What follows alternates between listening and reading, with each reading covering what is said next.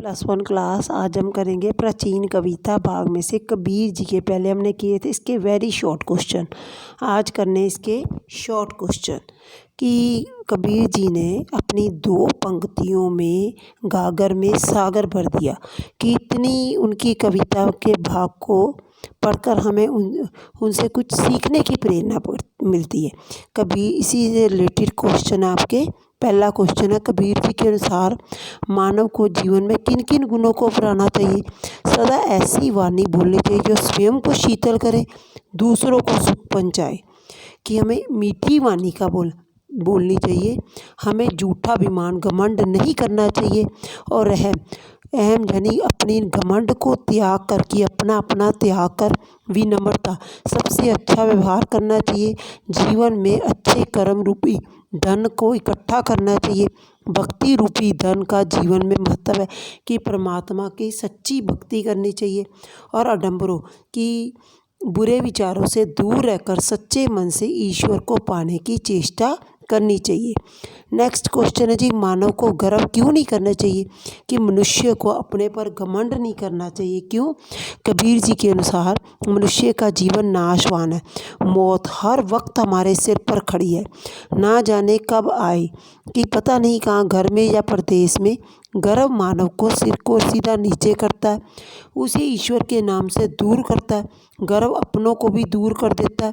गर्व पतन का मूल कारण है, इसलिए इससे सदा दूर रहना चाहिए। नेक्स्ट क्वेश्चन है जी, कबीर ने कैसा धन संचय करने के जो हमारे अगले जन्म में काम आए। कि परमात्मा रूपी नाम का धन, कि हमें ईश्वर का सच्चे मन से सिमरन करना चाहिए कि हमारे परलोक में भी काम आए और इस संसार में हम इस धन को संचित करें। क्योंकि कोई भी मनुष्य मरते समय धन की पोटली ले जाते नहीं देखा। मनुष्य खाली हाथ आता है और खाली हाथ ही चला जाता है। वास्तविक धन केवल ईश्वर का नाम ही है।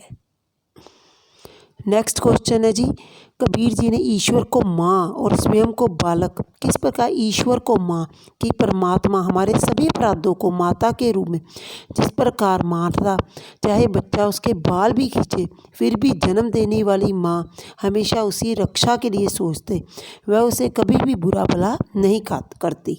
नेक्स्ट है, कबीर जी ने प्रभु को प्रभु सर्वशक्तिमान है, परम प्रिय, स्वच्छ, उज्ज्वल।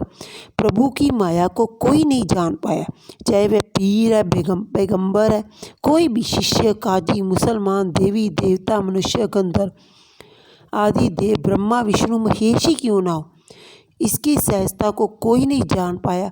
केवल सच्चे मन से हमें ईश्वर का मनन करना चाहिए।